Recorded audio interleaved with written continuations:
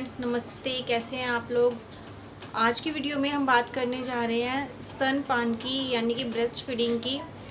तो ये वीडियो ही महिलाओं के लिए, प्लस महिलाओं के साथ साथ मैं उन लोगों के लिए भी कहना चाहती हूँ जो मैरिड हैं। सिर्फ महिलाओं की प्रॉब्लम नहीं होती है सारी, तो ये उनके लिए भी जानकारी है, क्योंकि इस जानकारी को पाने के बाद कुछ चीज़ें ऐसी होती हैं जो घर में बताई जा सकती हैं। तो ज़रूरी नहीं है कि ये वीडियो सिर्फ और सिर्फ महिलाएं देखें, ये जेंट्स भी देख सकते हैं जिनका घर संसार हो, जिनके बच्चे हों छोटे। सबसे पहले तो सभी जानते हैं कि ब्रेस्ट फीडिंग माँ का दूध जो बच्चे के लिए होता है वो सबसे ज़्यादा सर्वश्रेष्ठ होता है, सबसे अच्छा होता है। उससे अधिक कुछ और अच्छा हो नहीं सकता। लेकिन फिर भी कुछ ऐसी प्रॉब्लम्स आ जाती हैं कि हमें बच्चे को ऊपरी दूध लगाना पड़ जाता है। तो सबसे पहली बात तो ये कि जो माँ का दूध होता है वो एक इंजेक्शन का रूप होता है, इंजेक्शन के बतौर काम करता है।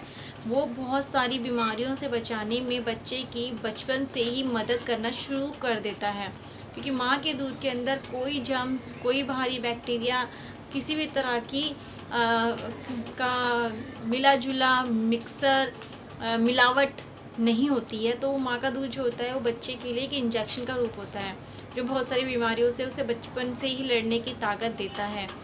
अगर आप कभी नोटिस करेंगे, अगर आपको कभी मौका मिले तो आप ज़रूर नोटिस करिएगा कि एक उस बच्चे को देखिएगा जिसने सिर्फ और सिर्फ माँ का दूध पिया हो 2-2.5 साल तक, और एक उस बच्चे पर गौर करिएगा जिसने 6 या 7 महीने के बाद ही सिर्फ बाहर का दूध पीना शुरू कर दिया हो। तो उस बच्चे की मानसिक और शारीरिक जो है ग्रोथ पर आप गौर करिएगा कि, और उसकी बीमारियों पे गौर करिएगा। देखा ये कहा गया है, रिसर्च ये कहती है, डॉक्टर्स, क्योंकि मैं तो डॉक्टर नहीं हूँ लेकिन मैंने भी ये सब पढ़ा है और ख़ुद भी पर्सनल एक्सपीरियंस किया है। ये वीडियो मैं इसीलिए बना रही हूँ।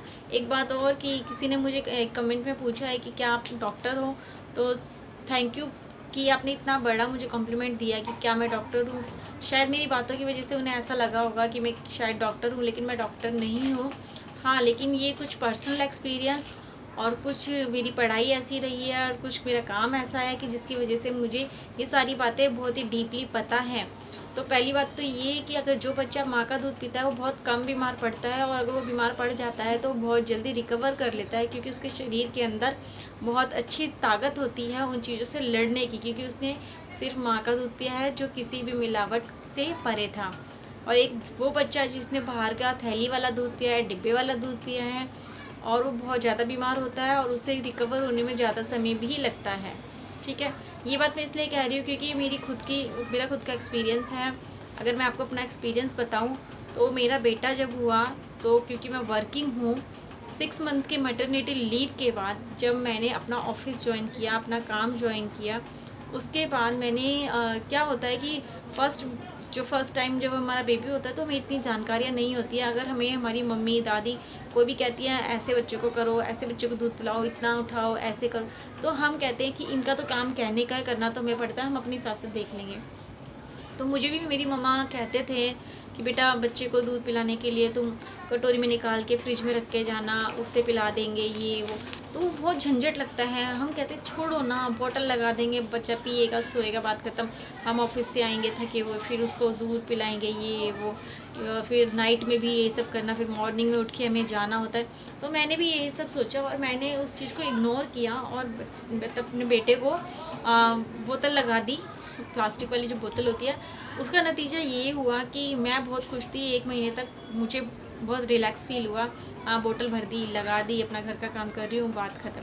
लेकिन उसका नतीजा ये हुआ कि 1 महीने के बाद वो इतना गंदा बीमार हुआ, उसको डिहाइड्रेशन हो गया, यानी कि उसको गर्मी बैठ गई बोतल की जर्म्स से, उसका पेट ख़राब हो गया।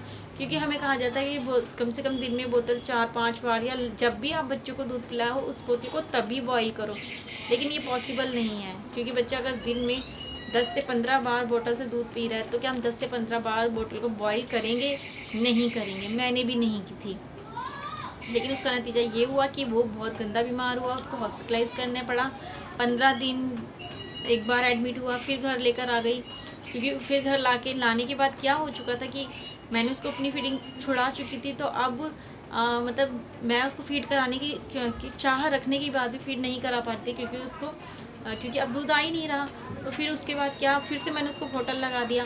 बॉटल लगाने से क्या हुआ, वो फिर बीमार हो रहा है, लगातार बीमार हुए जा रहा है। तो ऐसे करते करते करते करते वो साल भर का हो गया और बीमार ही रहता रहा। लेकिन उसके बाद मैंने उस चीज़ पे कंट्रोल किया, उसको खिलाना पिलाना, हरी सब्जियाँ, ये वो, इस तरह से खिचड़ी विचड़ी, उस तरह से उसको कवर अप किया, उसको ठीक किया। तो बहुत ही गंदा एक्सपीरियंस रहा है मेरा, गंदा ही कहूँगी, क्योंकि कभी रास्ते में कहीं जाना है, मैं घर से एक पूरी बॉटल भरकर दूध ले जाती थी, वो रास्ते में जम गया, फट गया। अब क्या करे, बच्चा रो रहा है, कहीं से लिम्का खरीदा, कहीं से माजा खरीदा, बॉटल में डाला, उसको पिलाया या पानी भर दिया, पिलाया। वेट कर रही हूँ जल्दी जल्दी घर आ जाए। अगर कहीं बाहर है, रास्ते में कहीं दूर जा रहे हैं, किसी शादी ब्याह में जा रहे हैं, सारे इंजॉय कर रहे हैं शादी ब्याह को, और मैं बॉटल धोकर कहीं शादी वाले घर में, किसी और के घर में रसोई ढूंढ रही हूँ कि मुझे दूध गर्म करके बच्चे को दूध पिलाना है। तो बहुत ही इरिटेटिंग और बहुत ही टाइम वेस्ट होना शुरू हो गया था, और मैं बहुत ज़्यादा एक जाल में फंस गई थी, क्योंकि वो गलती मेरी थी, तो उस गलती को भुगतना भी मेरा ही काम था।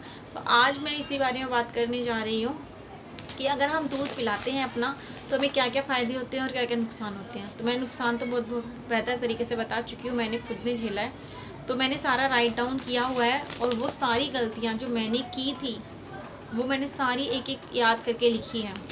तो पहली बात, अगर हम बच्चे को दूध पिलाते हैं तो बच्चा कम बीमार पड़ता है। दूसरी बात, खर्चा नहीं होता। अगर हम उसको अपना दूध पिला रहे हैं तो हमारा खर्चा ऊपरी नहीं होगा, हमें पन्नी वाला दूध जो है नहीं खरीदना पड़ेगा, महीने का 3-2.5 हज़ार का बिल हमारा नहीं बनेगा, और बिल भी नहीं बनेगा, प्लस हमारा बच्चा बीमार भी नहीं होगा। ठीक है, एक तो हम बाहर से दूध भी खरीदे, पैसा डाले, और फिर हमारा बच्चा बीमार भी हो रहा है, कमज़ोर भी हो रहा है, नुकसान डबल, पैसे का भी और बच्चे की सेहत का भी। कहीं भी कभी भी बच्चे ने रास्ते में कहीं भी दूध मांगा तो हमने फट से पिला देना है उसको। उसके बाद क्या, अधिक विकास, बच्चे की बॉडी का अच्छा विकास होता है अगर हम ऐसा करते हैं। तो बीमारियों से लड़ने की क्षमता उसकी बहुत ज़्यादा होती है। जो बच्चा माँ का दूध पीता है तो उसकी बॉडी में रोगों से लड़ने की क्षमता बहुत ज़्यादा ही होती है। इसका एग्जाम्पल मैंने देखा है, लाइव देखा है, और अपनी ज़िंदगी में ही अपने बेटे के ऊपर देखा है। अब है नुकसान। नुकसान भी हम बातों में बात कर चुके हैं। बच्चे का बीमार होना, दूध का खर्चा, टेंशन, रास्ते में परेशानी, दूध फट जाए, ख़त्म हो जाए, मिले ना, बच्चा भूख से रो रहा है, पेट खराब हो जाए, तो ये सब भी होता है। उसके बाद है बच्चे का मानसिक विकास। उस बच्चे का मानसिक विकास भी इतना अच्छा नहीं होगा। उसके बाद है दूसरे बच्चे जैसा ना होना, मतलब दूसरे बच्चे से कमज़ोर होना, विकास में कभी, मानसिक विकास में कभी, शारीरिक विकास में कभी, बीमारियों से लड़ने की क्षमता बहुत कम होना, कमज़ोर रहना। तो ये कुछ बातें हैं जो स्तनपान में ज़रूरी हैं, और अगर हम इस पर ध्यान दें तो बहुत अच्छा होगा। इसी वीडियो के साथ साथ बाय बाय, नेक्स्ट वीडियो में फिर मिलेंगे।